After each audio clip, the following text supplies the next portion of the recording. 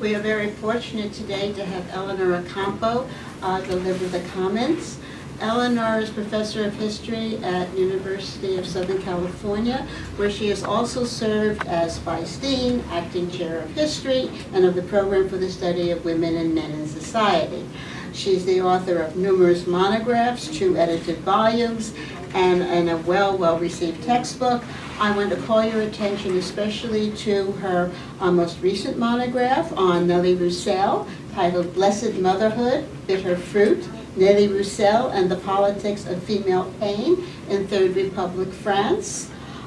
She has co-edited a book entitled Confronting Modernity in Fin de Siècle France, and co-authored another book on gender and the politics of social reform.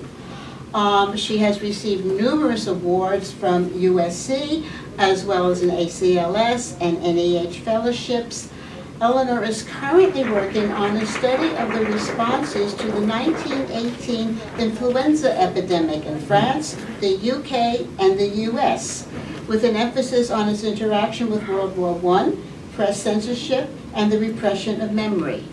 Her working title for this book is The Silent Killer of World War I, the Great Influenza Epidemic of 1918 and the Repression of Its Memory. She has already published a book chapter on this and has lectured on this in the UK and in the US from coast to coast and in between. We now welcome Elinor's comments.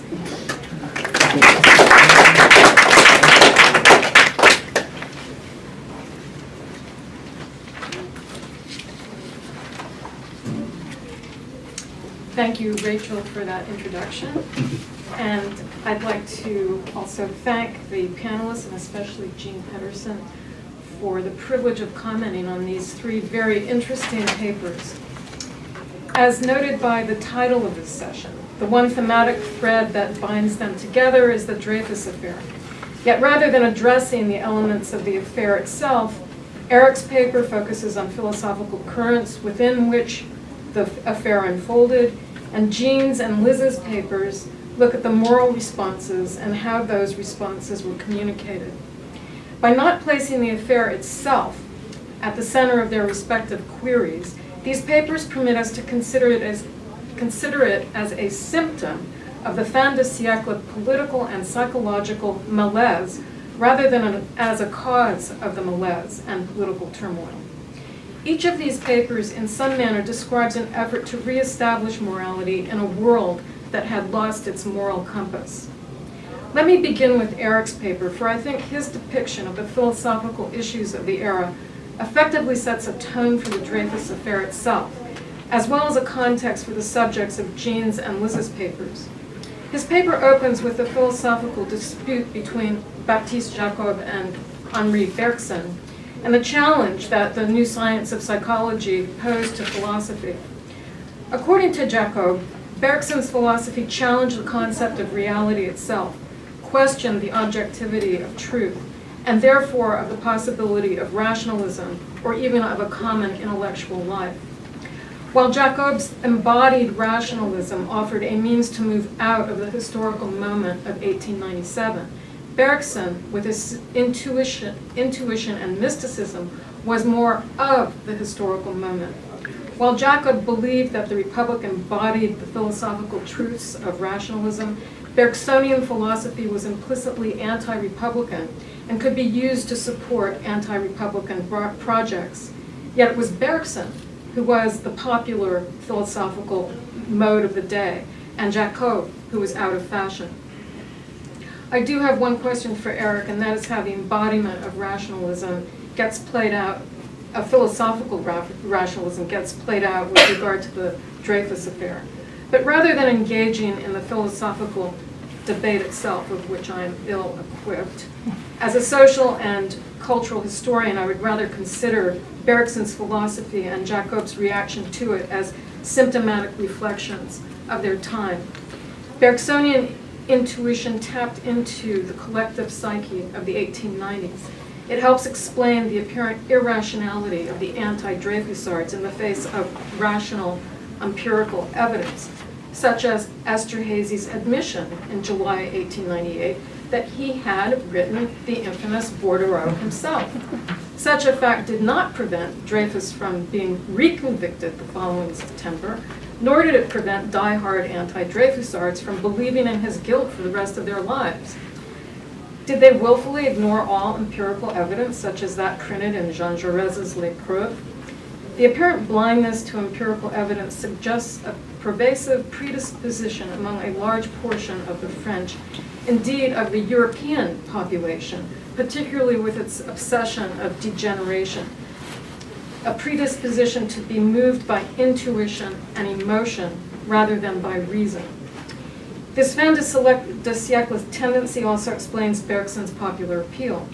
As Eric concludes, the philosophical conflicts he describes here pre-exist the Dreyfus affair, and, quoting him, are perhaps evidence against the more recent tendency to emphasize the apparent contingency of Dreyfusard affinities, unquote.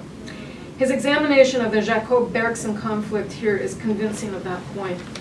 Other social scientists of the era also emphasized a collective psychology that no doubt contributed to the Dreyfus affair.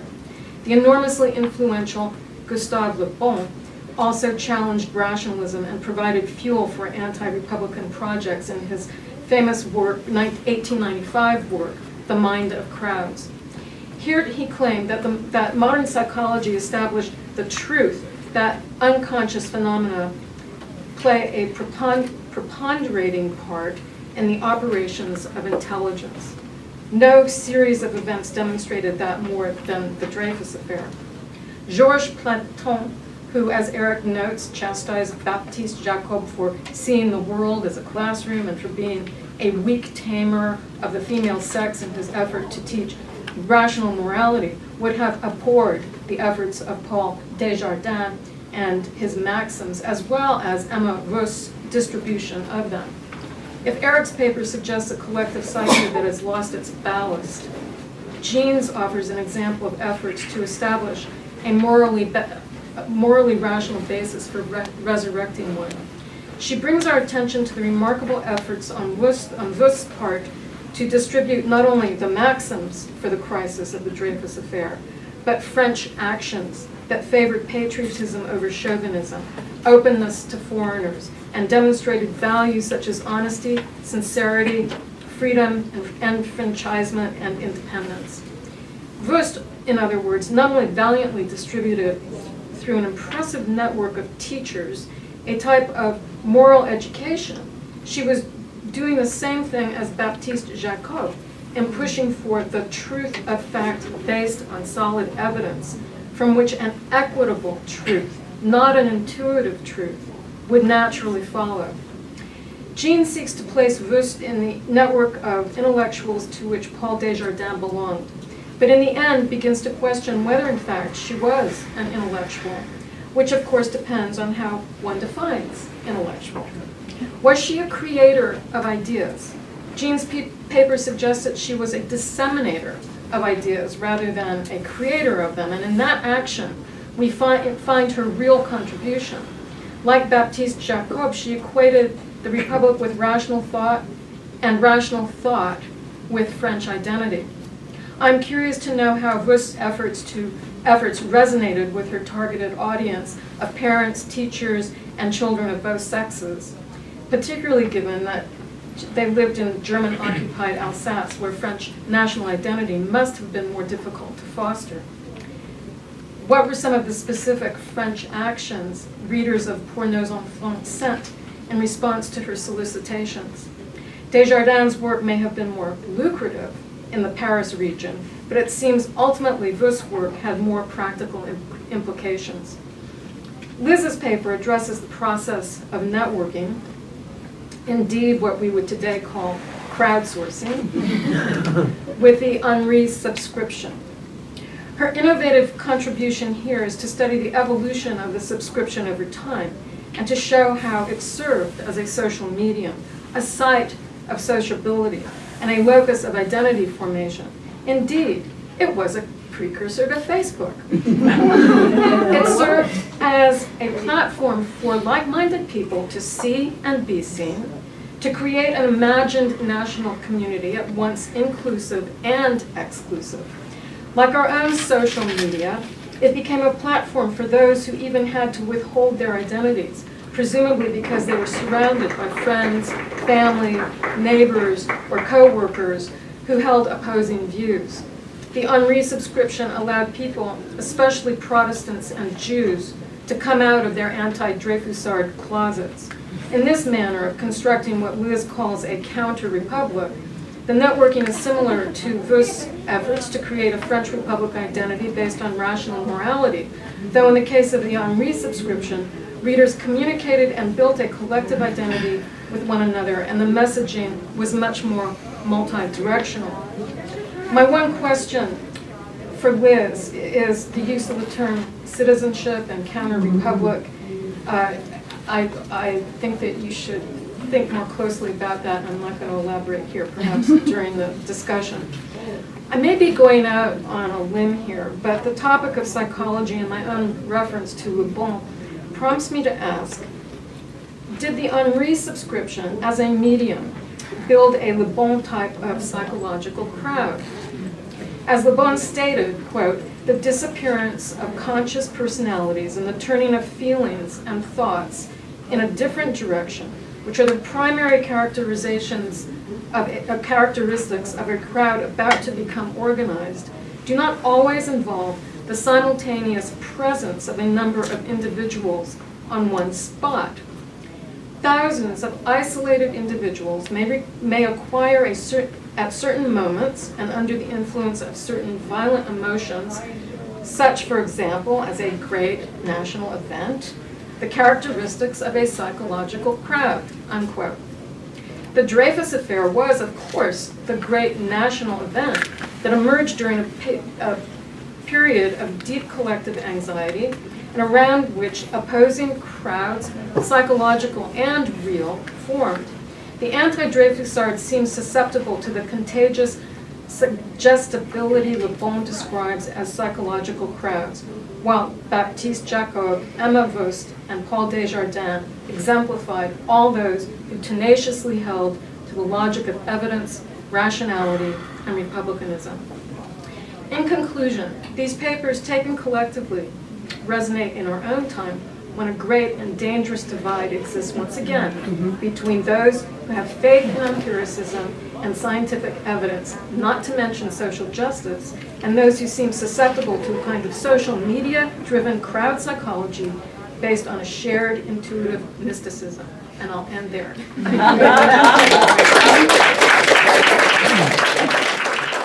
If it's okay with the panelists, I'd like to take questions from the audience in the time that's remaining, which is not a whole lot. So please, Eliza has the microphone. I'm going to let you take care of it. Thank you. Thank you very much. My question is for Eric, and that is how to account for Jacob's accusation that Bergson was not only a mystic and impressionist, but in that 1897 article also a neo-materialist, as you might recall. Because it's difficult in that light to countenance his claim, Jacob's claim, that is, that Bergson is sweeping away science. Certainly a certain philosophical science of the mind, associationism, but matter and memory, as you might recall, is very much engaged with experimental science, namely cerebral localization. And these accusations are being launched against Bergson, a Jew, who at the time of the publication of this article had already ascended from the ranks of a lycée professor up to the Collège de France. I mean, so this is quite an successful figure. He was a docent at the time. So I guess my question is then how to read Jacob as a window onto society and the Dreyfus affair generally as anything more than one that illuminates the complete imbrication of science, metaphysics, and republicanism from the time, as opposed to rendering those categories more clear. That is, that's an excellent question. So what I would like to do is indeed exactly read Jacob as someone who can tell us more about the whole philosophical establishment and how they're thinking about things. Right, that's what I would like to do. Whether I succeed in doing that is another question. It seems to me that, first of all, about neo-materialism, he means pretty specifically ancient materialism, right? When he says Jacob does. So it's not so much that it's not that you're taking brain science too seriously. It's rather that you believe in you're like a Heraclitian or something like that. So it's and my own background here is probably not adequate to explaining all of that, but it's not about you're taking brain science too seriously, right? There's a lot of argument about right, Spinoza, Leibniz, Hegel, like this tradition, right? And Jacob thinks that Bergson is breaking with all of that, right? He thinks he's rejecting all of that. I would not like to say that I agree necessarily with Jacob there. I do think that this article this is a solicited piece, basically. What happens is, Jacob is talking to people, he expresses how much he dislikes this, Célestin Bouglé gives him the book and says, you should write this. Elie Alevi reads it. There's a nice letter where it's like, well, I know Bouglé is too much my friend and he will say nice things about it, but Alevi will tell me the truth if he thinks it's terrible. So I do take this as a kind of collective statement in some way of the RMM that Bergson is eliminating something that's necessary for rational thought, which is a particular relationship between philosophy and science that they take very seriously. Does that sort of answer a little bit your question? I think it sort of brackets the Dreyfus affair, but It does bracket Yeah. the Dreyfus will. but we can move on. Okay. I think it was a question on this side, Carol? Yes. My question is for Liz. This was a fascinating panel. So I actually have two questions, but I don't know if you'll have time for both. First of all, I find it kind of extraordinary that there were Jews who were part of the subscription, and I don't know if you have any more you can say about that. Like, you know, I don't know if you kind of had enough time to figure out what might be going on, but if you could speak to that, and then also the fact that this kind of inversion of familial hierarchies on the subscription. I mean, what do you make of that? I guess I didn't need this, which I'm holding. It's interesting. I am likewise fascinated is one word, horrified is another word, by the presence of Jews in the subscription, which I honestly, you know, it's early enough. I'm still kind of collecting the data on it that I can't say a whole lot about it because it's something that clearly there is something.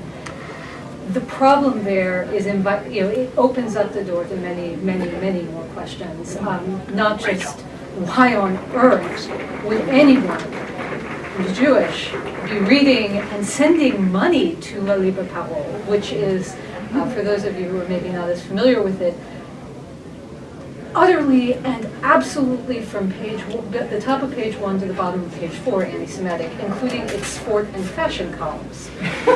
All of it. It's nothing but anti-Semitism. It's just that's what it is. That's something I'm kind of digging at, and I really do think it has to do somehow with this idea of the nation, not only as this ethnically defined thing, but also something where you have to keep continually participating and proving your part. As for the inversion of family hierarchies, that's another thing that's fascinating. You do see this again and again. You'll see these various lines that are all coming from the same family, and they jumble them around.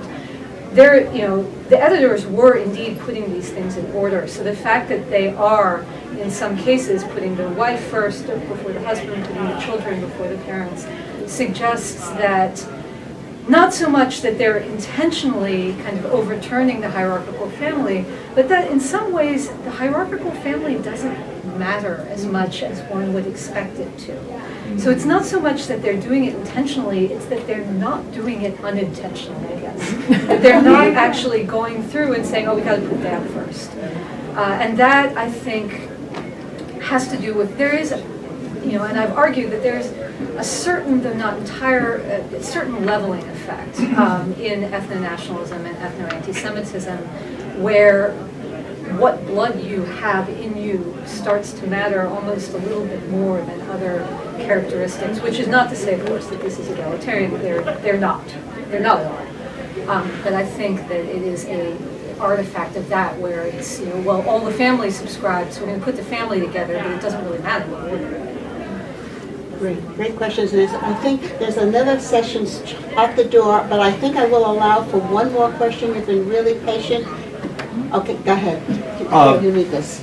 More prosaic. All of this is occurring during the brewing of the Fashoda crisis, and I'm wondering if you find reactions to that reality, to external crisis and real threat versus internal crisis and real threat occurring at the same time, especially in the creation of a Libanian moment in France in 1898, 1899. So that is actually what my special issue of Historical Reflection, Réflexion historique, is about. It's called War, Occupation, and Empire in France and Germany from 1870 to 1939, and it looks at those triangular relationships between arguments over internal enemies, arguments over European enemies, and arguments over colonial others.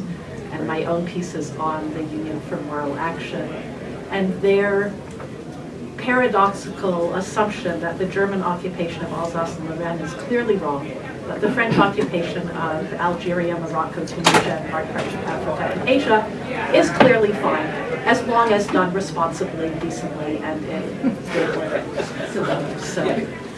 That's maybe why Jews can also take membership in these organizations. The human species has many variations.